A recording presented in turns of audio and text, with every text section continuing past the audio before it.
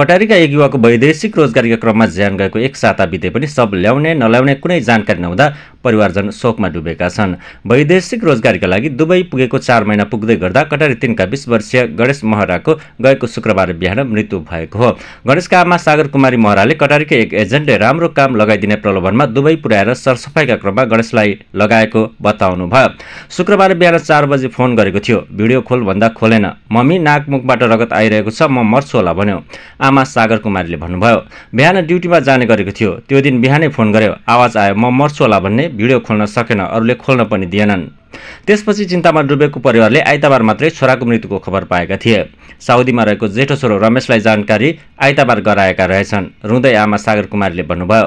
चिया खानुभयो भनेर सोधे। म बिरामी खाएको छुइनँ भने। त्यसपछि उसले भन्यो, मम्मी भाइ दुनियाँ से गइसक्यो रे। उक्त खबर सुन्नासाथ गणेशलाई पठाउने एजेन्ट श्रीमतीसहित काठमाडौँ भागिसकेको सुनेको पनि उहाँले बताउनुभयो। हामीलाई खबरै नगरी चिरफार गरे रे। फोनमा अन्तिम पटक तडपेको मात्रै सुनेको हुँ। अहिलेसम्म सब ल्याउने पहल र जानकारी समेत कसैले नदिएको उहाँको गुनासो छ। महराको परिवार केही समय अघि मात्रै वडामा बसाइ सरेर आएको देखिएको वडाध्यक्ष पुष्कर खड्काले बताउनुभयो। 20 वर्षीय छोराको परदेशमै मृत्युपछि अहिले महरा परिवार आँसुमा डुबेको छ। गएको फागुनमा मात्रै कटारी 11 का 23 वर्षीय कमल राउतको मलेसियामा दुर्घटनामा ज्यान गएको थियो।